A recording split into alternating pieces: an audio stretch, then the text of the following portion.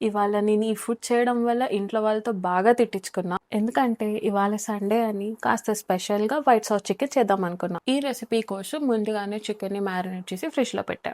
Gold rate పెరిగితే gold కొనడం మానేస్తామేమో కానీ, అదే చికెన్ రేట్ పెరిగినా తినడం మాత్రం అస్సలాపం. అలా మ్యారినేట్ చేసిన ఈ కాస్ట్‌లీ చికెన్‌ని కుక్ చేయడానికి కాస్త టైం పడుతుంది కాబట్టి, ఈ గ్యాప్‌లో మన పవర్ స్టార్ పవన్ కళ్యాణ్ గారి న్యూ మూవీ ట్రైలర్‌ని చూసి అయితే ఎంజాయ్ చేశా. నేనైతే ఈ మూవీకెళ్ళాలని ఫిక్స్ అయిపోయా. సో మీరు కూడా ఈ మూవీకెళ్తున్నారా లేదా అనేది కామెంట్ చేయండి. అండ్ ఫైనల్లీ చికెన్ కూడా కుక్ అయిపోయింది. వెయిట్ మెయిన్ పార్ట్ ఇప్పుడే స్టార్ట్ అవుతుంది. వైట్ సాస్ చికెన్ చేద్దాం అనుకున్నా కదా, సో సాస్ ప్రిపరేషన్ అయితే స్టార్ట్ చేసేసా. జనరల్ గా నేను అసలు కుక్ చేయను. ఏదో ఇవాళ అందరికి రెస్ట్ ఇచ్చేసి నేను కుక్ చేద్దాం అనుకుంటే నో చెప్పారు. అయినా నేను వదులుతానా?